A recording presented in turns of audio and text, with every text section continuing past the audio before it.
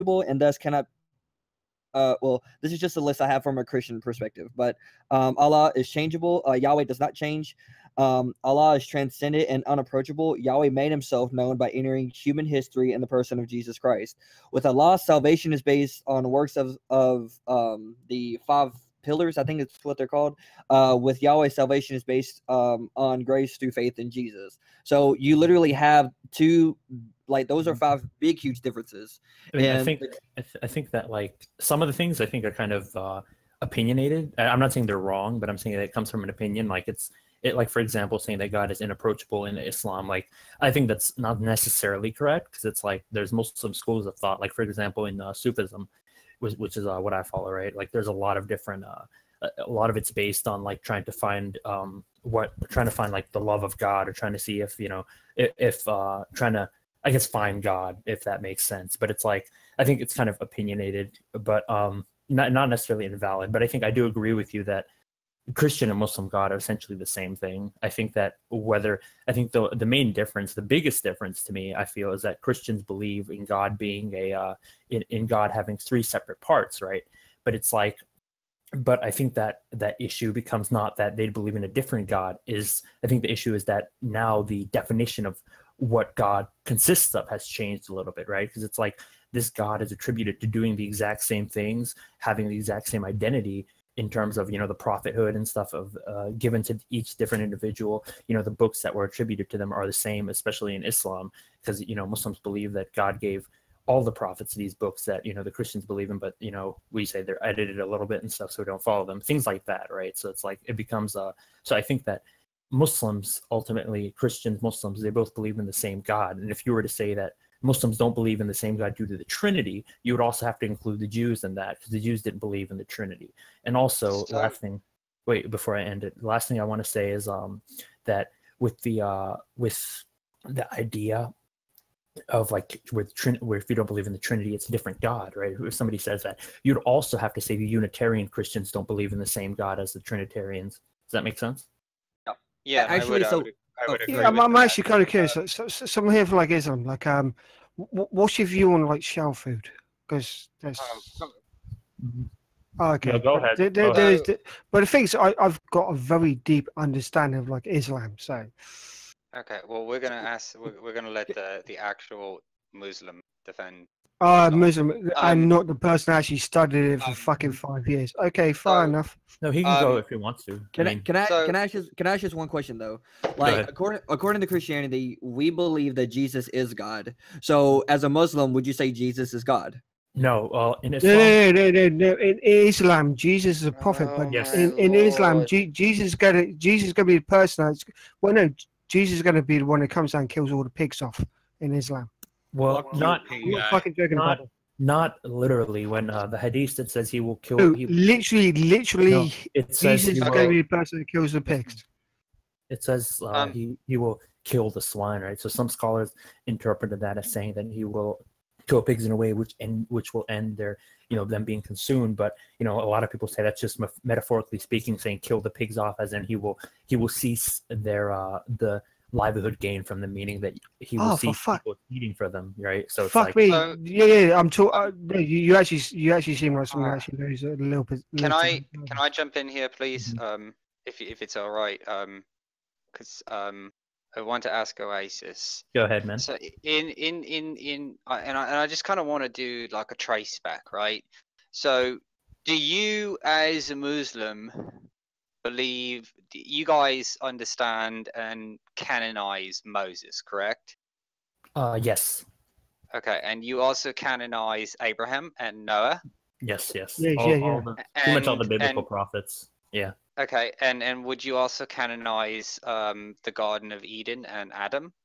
Yes, but here I want to also say that our views of these things, our views of these prophets, are very different. Yeah, like for example, we say, I don't know if this is your view, your subjective view on this, because I know Christians can differ in this, and Jews as well. So I'm not going to say this is what you believe, but I know that Christians, for example, believe that Moses and Abraham, not really, I don't know about Abraham, but or Moses, but different prophets in the Bible committed like major sins and stuff. And one of the biggest differences with prophethood in Islam is that the prophets were like next to infallible almost, where they couldn't really commit sins. Like they committed minor sins. Like for example, there's a story where David, I think it was either David or Solomon, I confused the two, but he passes judgment on something without hearing the other man's story, and that was him committing a sin. But he prays to God and said, you talking about the story of Job. Oh my God. Yeah. No. I can actually talk. Basically, what he says is he's actually talking about this. Yeah, this but story of Job. dude, like I mean, I'm saying that it's the same So, prophet. so being right makes me an asshole. Okay, fair enough. If you think being no, I don't think you're an asshole, mate. It's just that I was told that this guy wanted to come in and ask me some questions, and as of yet, I haven't really been able to ask one question. Okay, so we have the same canonization. Okay, so are you to claim that Islam, that Muhammad would be able to trace his lineage back to Ishmael? Yes. I think that because that would be the biggest thing, right? Like Muhammad would literally have to trace his lineage back to Ishmael, regardless. Well, the big thing is like, sorry, I'll be quiet. The tribe of things that I'm actually qualified in this, so I'll be quiet.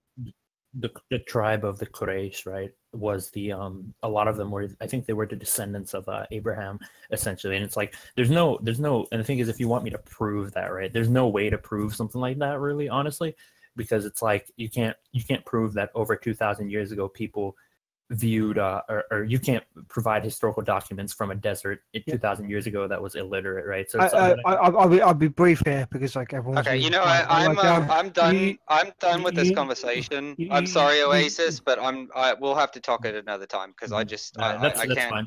I can't hold my train of thought. I'm gonna send you a friend request real quick because I would like to have this conversation with you, but I just can't keep my train of thought with this constant interruption. So I'm just gonna send you a message real quick. Kathleen,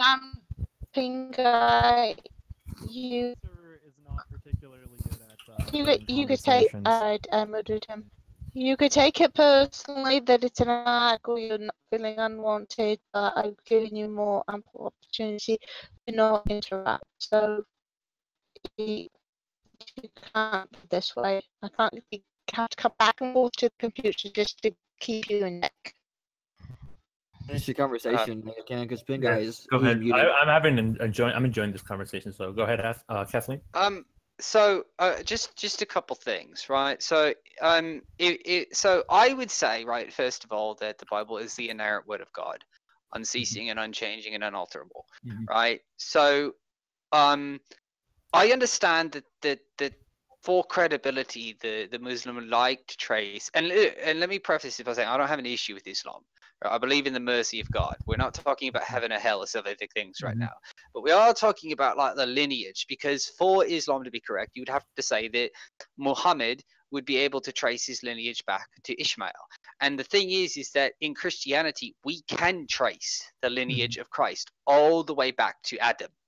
Right, there's a huge part of the Christian doctrine is that we can trace the genealogy, because in order for Christ to be Christ, he had to be the son of David, and David had to be from the line of Adam. You can do that with Muhammad too, right? But it's like if I make that argument, right? Somebody, because I've had this discussion before with other people, and they're like, "Oh, provide me some type of documents or something," and that's impossible, right? So it's like that's my thing. Well, the documentation for me would just be, is it in the Quran?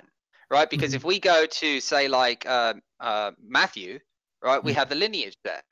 If we go to Mark or Luke, we have the lineage there. So we have the lineage of Joseph, and we have the lineage of Mary, right, as the father and progenitor of Christ. So if you could show in the Quran, or and even for me, honestly, I would honestly accept a hadith. If you can show in a hadith where there is a genealogy. Here is I can show you this family tree which is based off hadith, and I can find you the hadiths which discuss these things, some of them at least, because I think that the hadiths they're bits and pieces of puzzle. So it's like I couldn't give you every single hadith about this. I can see if I can try, but here's a let's say, oh my god, I'm coughing. Here's a little family tree or like a lineage or whatever. Prophet Muhammad with all the other prophets and stuff. So it goes by every name. So here, let me see if I can find something on this, because like I know Googling shit is kind of unprofessional, but it's like I don't know this at the top. No, of my it's head. okay. It's Mhm. okay, right? And while you're doing that, right, I just want to go through a couple other things, right? Is that the Holy Bible locates, like, so if we look, Mhm. if we look back into Genesis, right, it says early the next morning, Abraham took some food and a skin of water and gave them to Hagar, and he sent them on her shoulders and sent them off with the boy. She went on her way and wandered in the desert of Beersheba. When the water in the skin was gone, she put the boy under one of the bushes. Then she went off and sat down nearby, and a bow shot away. She thought, I cannot watch the boy die. As she sat there nearby, she began to sob. God heard the boy crying, and the angel of God called to Hagar. Now, this right here, right, that's so the angel of God. Right, now Mhm. Christians understand that this is the pre-incarnate Christ, the second part of the Trinity, right, which is a whole nother issue for Islam. But we understand that the angel of God is actually the pre-incarnate Christ coming down to Hagar and Ishmael, right? And the angel of God called to Hagar from heaven and said, What is the matter, Hagar? Do not be afraid. God has heard the boy crying as he lies there. Lift the boy up and take him by hand, for I will make him into a great nation. Then God opened her eyes, and she saw a well of water. So she went and filled the skin with water and gave the boy a drink. God was with the boy as he grew up. He lived in the desert and became an archer. While he was living in the desert of Paran, his mother got a wife for him from Egypt. Okay? Mhm. Now, this is Genesis 21:13 through 21. Right now, the location of Paran is near Israel, Canaan, and Egypt, right south of Judah. Right now, the Islamic religion has its focal point almost 500 to 800 miles away from this point, right? See, what most Christians would say, right, is that Ishmael was the progenitor that we would later see Moses and his tribes conquer, that being the Canaanites, the Hittites, things like that, right? Because God said that he would be a donkey of a man and he would always go against his brother. But he never said that he wouldn't come back into the fold. So it is general the Christian understanding of these things that Ishmael went off in Paran with a wife from Egypt and bore the children of the Canaanites and the Hittites, with Moses would then later come along and conquer and refold in to the Israelite tribes. But the Islamic lineage, right, comes nowhere near this area. We're talking, basically when Moses was wandering in the desert, right, you would have to say that during that time he just went all the way out of his way to go to Mecca, and Well, then it's not came all Moses. the way back. It's not Moses who went to Mecca though. It's Abraham and his son Ishmael who were at Mecca already, right? But it's like even in the Bible, right? Like it discusses. Wait, I didn't mean to interrupt you. Go on. I'm sorry. No, you're fine. Okay. My question though would be: is where in the Bible does it say that Abraham was near Mecca? Okay, I can answer that. There is a verse in the Bible, I can find it for you, where it talks about after they killed or they slaughtered the sheep or the goat, whichever it was, after killing after like God tested Abraham. Basically, there's a passage where it talks about how there's a place called Bakka, and it's a valley called Bakka, and that's actually what Makkah, the place where Muslims, where the Kaaba is built, used to was called, right? And so it's like in the I think in the Bible it discusses this place very, very briefly. It says that I think there's a prayer Abraham saying, may God make this place something abundant, something like that. I can't remember specifically because I'm not well versed in the Bible, but it's like it's mentioned, and in the Quran it's also mentioned as both Mecca and Bakka, but it's called Bakka when it's discussing the ancient name of it before time of the Prophet Muhammad. So it is acknowledged in the Bible, and I can and a lot of historians can attest to this as well. I can find this for you. And also I'm almost I think I'm at the hadith where you needed, where Prophet Muhammad his family and everything, family tree. So here, let me grab it for you. Hold on just a second. All right. It says, indeed, Allah chose Ismail from the progeny of Abraham and chose Banu Kinana over the other tribes from the children of Ismail, and he chose Banu Quraysh over the tribes of Kinana, and he chose Banu Hashim over the other families of Quraysh, and then he chose me from Banu Hashim. And those were the tribes of the Prophet Muhammad, meaning that he was from the Quraysh and he was from Banu Hashim. So he's basically saying that you mind messaging me those, because I'd like to read those hadith. Yes. And yeah, Let me find the Baka thing. Yo, can someone fill me in on what the discussion is? Because he's not Baka. If we could say that Baka is Muka, is that so? Because that would kind of lend some credence, right? If you decide that that is near Paran. Add to that actually. The city of Baka, like I just did a quick Google search, and it's only listed as Psalm 84, which is. So I think it's in Genesis too, though, right? Like when he says that that Abraham took the child to be sacrificed up on the mount, right? And I think there is a one singular reference to Baka, right there, right? But that is still just like one singular reference, right? So, and generally when we look at the Bible, we look at multiple contingent things in a row in order to understand something. Yeah, that makes sense. Makes sense. I mean, so I personally have never seen any conclusive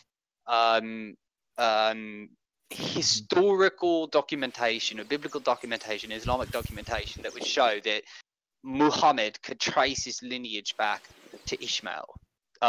Just because there's just so much of a divergence of space in between the direction that Ishmael went, right, and the direction by which Islam, because Islam is a Near East religion, right?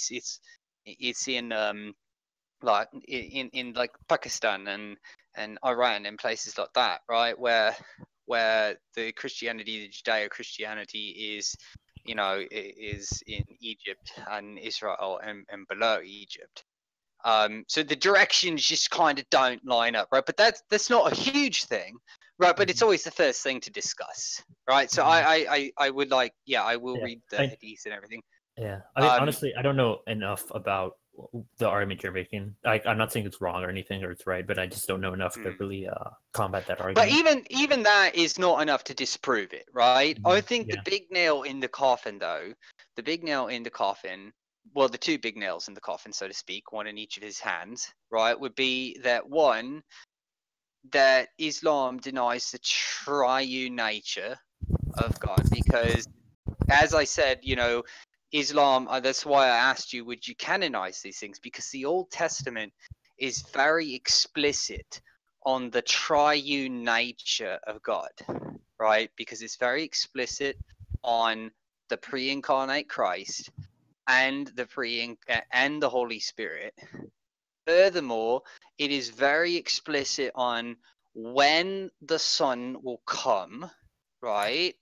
And what signs will precede the Son, and what prophecies must be fulfilled to know that it's the Son. Jesus Christ fulfilled all those signs and prophecies. There is no prophet in Christ. Christ is not a prophet. Christ is the Son of God. So when Islam calls him a prophet, that is a denial of part of the nature of God. And you cannot achieve salvation in Christ if you do not believe in Christ, because Allah, right, is works based, like was pointed out, right? There is no work good in the sight of God. There is no amount of goodness that you can do to achieve salvation. No man is worthy of the kingdom of heaven. We are all totally depraved creatures, and none of us can do good outside of God. So any work of the flesh is not enough to allow us in the kingdom of heaven, which is why we need the mediator in Jesus Christ. Now, I do believe that Christ, and I believe that God, in his infinite wisdom and mercy, certainly could, say that Muslims would go to heaven, but I don't think that's what he said. Do you have sources for God's existence, or not God's existence, but Jesus's existence? Do you have any sourcing for that?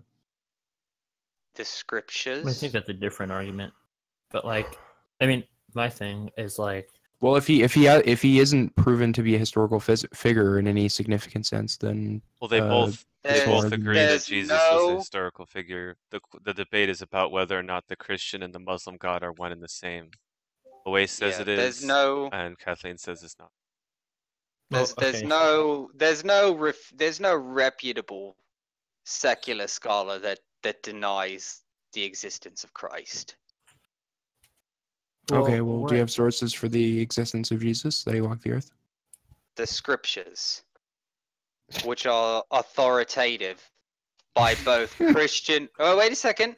The scriptures, the Gospels, the Book of Acts, and the book and the Patriarch are understood to be the authoritative historical documentation of Christ by Christians, Muslims, and secular atheistic scholars.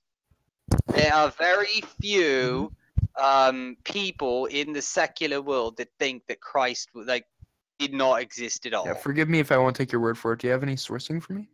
No, this is not part of the debate right now. I'm not going to interrupt this debate to give you sources on something that's trivially true.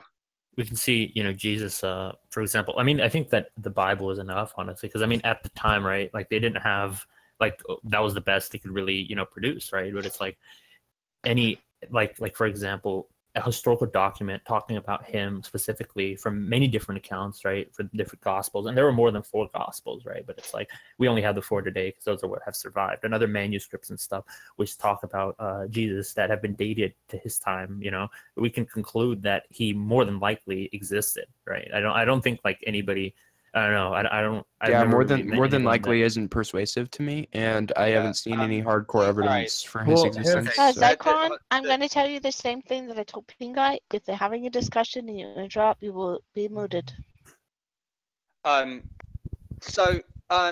Oasis, my question would be, right, is because I and this is what I love about Muslims, right, is that Muslims understand the authority of the Bible, just as a Christian in a discussion about these things would take the Quran to be authoritative. And I do. I take it to be authoritative in understanding that it is the historical document of the Muslim people, right?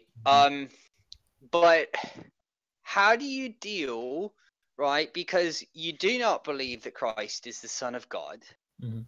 So how do you deal with Christ's conversation with Peter right before his death? Christ comes to his disciples and he asks Peter, "Who do the people say that I am?" And he replies, "They say you are Ezekiel. They say you are Noah. They say you are Enoch." And he asks Peter, "Who do you say I am?" And Peter says, "You are the Messiah. You are the Son of God." And Christ says to him, "This knowledge was not given to you by worldly things. This knowledge was revealed to you by the Father. And on that faith, on this rock, I will build my church."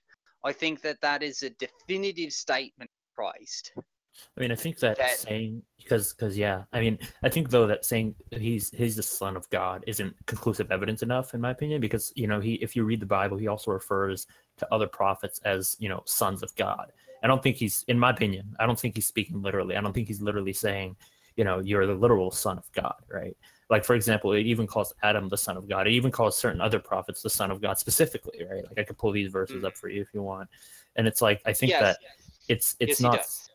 Yeah, and I don't think it's just saying that he's the son of God doesn't. They're just saying that doesn't. I don't think that gives him any divine divinity. But I also want to say real quick, Muslims, we don't read the Bible.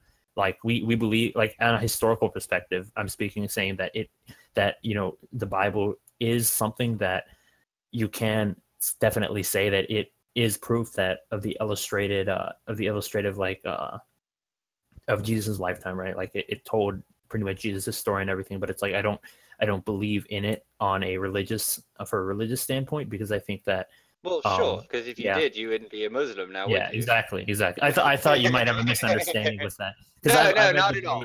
Because I've debated with Dawkins before, and he said, I don't know if you know Darth Dawkins, but he tried to tell me that the Bible said that the Quran is true, or that that his word is true and Jesus is the Son of God, and that the Quran acknowledges the Bible, therefore it contradicts the Quran, something like that, you know. And I didn't want to get into that argument, so I didn't know if it was going to go there eventually. No, not at all. But I would say that, like, you bring up something that has been brought up to me before, right? Where it is said that other prophets were known as sons of God, right? And this is an issue with the misunderstanding the Greek in Elo, Lo, Ahim, and Yahim, right? Is that it's the same way in that we understand the difference between God with the little g and God with the big G, right? So when we say God with the little g, we are not referring to Allah or Yahweh, right? We are referring to like what we would call a lesser god, like Moloch would be a god with a little g, an idol god, right? When we refer to God, we refer to it as the big G. When we say Yahweh or Allah, this is the same way in what we do with the Son, right? When he speaks about Adam or David or Enoch, right, it is what we would say the little s, where within this verse with Peter, it would be the big S. Right, the Hebrew and Greek languages differ in how they represent those words. So from the Christian perspective, right, couple the fact that Christ fulfilled all the signs necessary that were laid out in the Old Testament, because it was prophesied that the Son would come. And I think that both Islam and Christianity agree that it was prophesied that Christ would come. Am I right on that? Yes, of course. Yeah, I agree. And so what we have to do, right, is we have to look at whether or not all the signs and prophecies were fulfilled. And when we look into Are you discussing the verse in Deuteronomy where it says your Lord will raise up for you it says a prophet like unto me, and Moses says that, right? Are you discussing that? Not that verse particularly. The verses that I'm speaking of come from Isaiah mostly, where it talks about the coming of the Redeemer, that who will, when John the Baptist, right, says that I baptize, oh Christ, now I'm drawing a blank on the verse. He baptizes something, but there's one that will come that is greater than me. Right, these are all prophecies of, and then when it says in the Bible that he was born in Jerusalem as prophecy dictated, right? We understand that all the prophecies that were made in the Old Testament came true in the birth, life, death, and resurrection of Christ. Now, the biggest thing being the resurrection. Now, as a Christian, the Christian is going to say that Christ was resurrected from the grave, as was prophesied, ascended into hell, and ascended to heaven, and is seated at the right hand of God, from whence he shall judge the living and the dead. And this is the most important aspect of the divinity of Christ, is that he would die, he would descend, he would ascend, he would show himself, he would then come back in the second coming to make the final judgment over humanity. Absent that, right, I don't see how Islam can reconcile the Quran with the prophecies, because if Christ, right, and I understand that you don't believe this, but you would have to concede at least that if Christ was in fact the Christus, right, that Islam would be a false religion, because there would be no need for a prophet after the coming of Christus. Well, not necessarily, because the Islamic view is that the Messiah was made for the Jews to bring the Jews together, for that nation specifically, right? Like the Quran says that we send a prophet to each and every nation, and they all preach the same message. And so it's like Jesus would say was sent to the Jews, right? To as almost as a reformer, to reform the Jewish code and everything like that. And but as in Islam, we say that Islam was made for the entirety of humanity. That's the difference that we have, is that it is more suited for the world, as to Christianity was more towards the Jews. And there's some differences within the two religions. Like, for example, alcohol is allowed within Christianity and Judaism, right? But it's like in Islam that's not allowed, and other things like that, and how you pray. And so those other accommodations are made to are seen as they're what make Islam more or universal than Christianity in our own view. Yeah, so I would just disagree with that, right? Because Christ came to fulfill the law and give it to all of the world. Christ didn't die for the Jews. He died for the Jew and the Gentile. Well, my view his isn't. promise. I mean, the thing is, though, I don't view that Muslims. I don't know if you know this. They don't think Jesus died on the cross. Like, that's not our view. We think that God saved Jesus from dying on the cross and took him to heaven until the end times, pretty much. So, what do you think Christ meant when he said, "It is done"? Well, here's the thing. I don't follow the Bible as a piece of evidence for my own religion. Like, if I don't. No, I'm not saying you do, right? I wouldn't hold you to that standard because Mhm. obviously you're a Muslim. But if we are to what we're discussing is it possible that Islam is a true religion, right? And what I'm choosing to do is I'm choosing to just address like biblical issues, right? Like there's another way to do it, but I think that these arguments in themselves are convincing in the fact that the Old Testament, which the Muslim would hold as canonized, prophesies the coming of Christ. The signs were fulfilled in that prophecy that Christ would come, that Christ did come, that he was born in Jerusalem, went to Egypt, came back during the time of Herod, and that he taught for 3 years. He was betrayed, crucified, died, descended, ascended. These were all prophesied in the Old Testament, and all these things came to pass. And so for Islam, for Allah, for the Muslim to claim that their God is Yahweh, right, which is the claim that it is the same God that Ishmael, and Ishmael practiced the religion of his father Abraham. Mm-hmm. And Abraham followed Yahweh. Abraham was saved through his faith in Yahweh. Then you would also your religion would also have to live up to the prophecies of Abraham's God. And because the collection in the Quran is kind of divorced from those prophecies, I think that you would have to, and of course I'm not necessarily trying to convince you of anything. Like, I don't expect you to convert or anything like that. Yeah. But I just do think that I don't see how the Muslim could make a convincing argument that their God is the God of Yahweh, that their God is the God of Abraham. Like, I have no issue with an Islam standing up and saying Allah is the one true God, right? I do have an issue with a Muslim saying Allah is the God of Abraham, because I just don't see how you can make that claim. Well, here's the thing, right? Me personally, I don't, like I said before, with the evidences you brought, right? Like, I think they work in your favor because, you are a Christian, right? So it's like it works towards you because, for your own well-being, right? But it's like, as for me, right, I don't view that the religious aspect of the Bible, what the Bible teaches religiously, to be, true, in my opinion. And I don't mean that in a disrespectful way or anything, but like, I just don't believe it to be true. Yeah, but it's like the way I see, like the Muslim explanation is that other books were corrupted, the Bible was corrupted, other texts were corrupted, right? And it's like even the oldest manuscripts we have of like the Bible and stuff, they don't date even back to the time where Prophet Jesus was alive, right? So it's like Jesus peace be upon him was like when he was alive. Well, I do believe he's still alive, obviously, but like during that time period, I don't see those manuscripts as being enough evidence for me to say that the Bible's credibility is, something I believe in. And I mean, I think the Quran is a lot more credible, and I trust it more, in my opinion, because of I don't know if this is getting into a different topic, but like I just don't see the Bible as credible enough to really trust.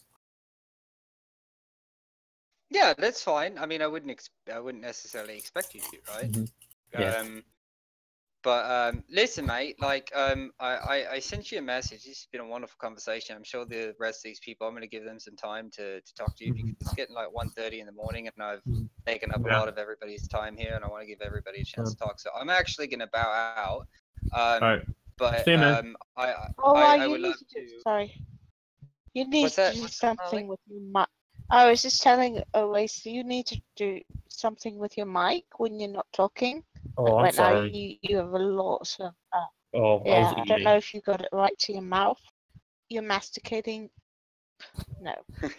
So Oasis, real quick. Like, I don't know what the exaltatory Could you greeting step it up? I for mean, this is too simple for my taste. no, like so what would be the lead, what would be the, because I'm a messianic Jew, right? So my leaving and my coming are symbolized by the same thing, where I would just simply say shalom. What is the leaving for the Islam? We say Assalamu alaikum rahmatullah, or you can just say salam, which means peace, and Assalamu alaikum rahmatullah means may peace and blessings be upon you. Okay, well, may peace and blessings be upon you. Salam and shalom, and have a wonderful night, sir. You too, man. Salam. Fuck you both. So who Damn. won? I don't know. No one. Who listened to that? Is the We lost. Christian God the same as the Muslim God, or Sometime, not? Everyone lost. Yeah. I mean, I should have brought this up, but there's a Quran verse where, I mean, I can say in my view what I think it is, right? Because in the Quran there's a verse that says, yes, I am the God of the Jews and the Christians, something like that. Here, I'll find it for you. Oh, you're. Sometime. Did you listen to that? Yeah. Why don't you know the answer? Well, I just need to be told what to think, and Owais is still here, so I guess he wins. I'm the last man standing, You right? fucking liar. Yeah. We shut down Ping Guy for this bullshit. Yeah. I would be happy if Pink Guy was shut down for two people farting back and We forth in shut the down microphone. Zakron for this bullshit. No, I didn't shut down Zakron. He had